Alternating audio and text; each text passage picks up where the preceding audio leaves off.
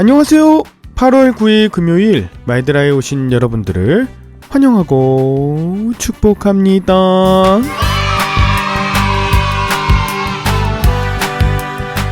요즘 TV를 통해서 파리 올림픽의 소식을 듣는데요.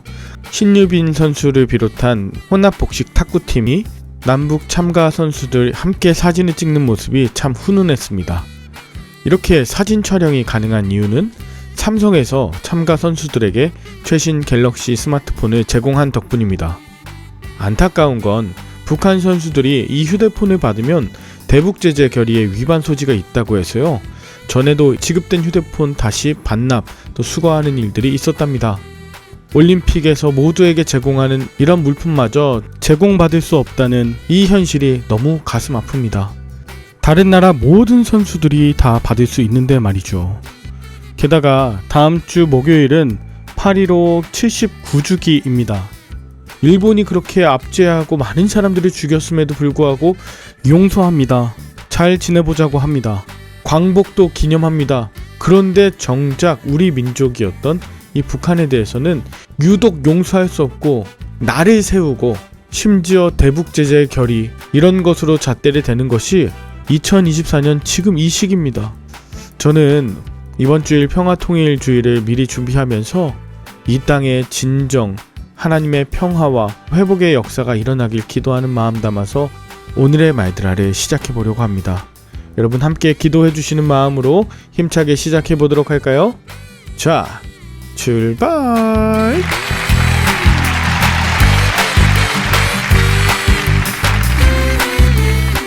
오늘은 역대하 11장입니다. 어제 본문 10장에서 새롭게 이스라엘의 왕이 된 르호보암은 원로들의 지혜로운 충고를 무시했어요. 그 대신에 젊은 신하들의 충고를 받아들이므로 이스라엘 백성들의 세금 감면과 고역의 경감 요청을 냉정하게 거절하였죠. 그 결과 여로보암이 이끄는 북이스라엘은 르호보암을 떠나버렸고 르호보암이 보낸 역군 감독 하도람도 돌로 쳐 죽임을 당했습니다. 그러자 겁에 질린 르호보암은 세겜에서 도망쳐 예루살렘으로 돌아왔고 오늘 본문 1절엔 르호보암이 유다와 베냐민 족속 중 18만 명을 모아서 자신을 배반한 북이스라엘 10지파와 싸우고자 했습니다. 자신의 교만으로 위기가 온 것을 인정하고 회개하는 것이 먼저일 텐데 르호보암은 끝까지 자기 생각과 감정으로 이 문제들을 해결하고자 했던 것입니다. 그러자 하나님께서는 스마야를 통해 너의 형제와 싸우지 말고 각기 집으로 돌아가라. 이 일은 내게로 말미암아 난 것이라고 말씀하시죠. 이에 르호보암은 여로보암을 치러 가던 길에서 돌아오게 됩니다. 그리고 르호보암은 유다 땅 가운데 15개의 성읍을 건축해서 그 성읍들에 각각 지휘관을 세우고 군량미를 저장하고 성읍마다 창과 방패를 두어 철저하게 안보태세를 갖춥니다. 우리도 누군가로부터 배신을 당하거나 나를 떠나는 일을 경험할 때가 있습니다. 내게 18만 명이라고 하는 용사가 있고 싸우고 싶은 감정이 올라올 때에도 자존심을 내려두어야 할 때가 있죠. 이런 일은 하나님이 허락하신 일 앞에서 나의 죄를 볼 때 가능한 것입니다. 그리고 그때에 새롭게 세우고 견고하게 할 나의 성읍들이 있습니다. 외부에 드러내고 자랑하기보다 내적인 힘을 기르고 하나님의 말씀으로 지을 영적인 성읍 말입니다. 반면에 여로보암은 레위 사람이 아닌 일반인의 제사장으로 삼아요. 또 기존 제사장들은 제사장의 직무에서 철저하게 배제시킵니다. 그리고 그는 이스라엘 백성이 남유다에 있는 예루살렘에 가서 예배하지 못하도록 북이스라엘의 최북쪽인 단과 남쪽 베델에 각각 금송아지를 만들어 그것을 섬기게 하죠. 솔로몬의 통치 시기 하나님께서는 여로보암을 통해 하나님만 의지하는 이스라엘을 위해서 그를 택하셨는데 왕이 된 이후에 여로보암은 북이스라엘을 우상의 나라로 만들어버리고 율법을 저버린 길을 선택하였습니다. 이 같은 여로보암의 우상화 정책에 반감을 가진 북이스라엘의 제사장 레위인 그들은 제사장의 직무에서 배제됐죠. 또 일부 경건한 백성들이 예루살렘 성전에 있는 남유다로 내려오게 됩니다. 그리고 16절에 북이스라엘의 제사장들과 레위인 그리고 경건한 백성들은 유다에 내려와 3년간 르호보암을 도와 강성하게 했다고 하는데요. 여기서 강성하게 했다는 건 군사적인 의미가 아니라 바로 르호보암과 남유다 백성을 바른 신앙으로 이끌어 영적으로 강하게 되었다. 이게 강성함이에요. 그들이 진정 돕는 배필의 역할을 감당하면서 남유다가 강건해질 수 있도록 돌이키게 하는 역할을 한 것이죠. 그들 덕분에 남유다가 견고해지고 점점 강성해집니다. 그런데 18절부터는 르호보암이 나라가 부강해지고 견고해지자 18명의 아내와 60명의 첩을 두었다 합니다.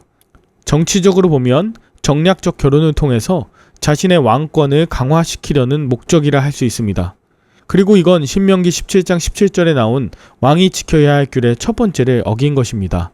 다만 역대기 사가는 르호보암이 28명의 아들을 낳은 것을 르호보암의 번영으로 설명하고 있고, 그 중에서 아비야를 후계자로 세우고 다른 자녀들은 모두 예루살렘 밖 유다와 베냐민 땅의 모든 성읍에 흩어져서 그 성읍을 견고하게 했어요. 이런 조치로 인해 르호보암 왕조는 번영하게 되었다 하면서 오늘의 본문이 마칩니다.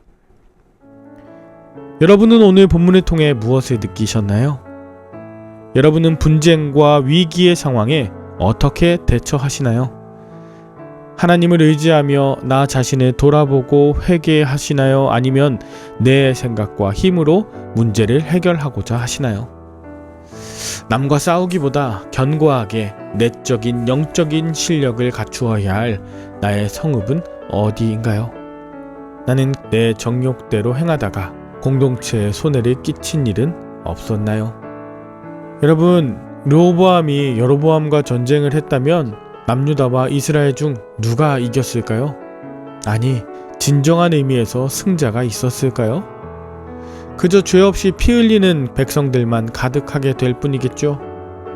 근데 바로 그때 르호보암이 스마야를 통해 하나님의 말씀을 들었잖아요. 그리고 그 말씀에 순종해서 가던 길을 멈추고 돌아오는 회개를 선택했죠. 그 결과 자기도 살고 백성들도 살았습니다.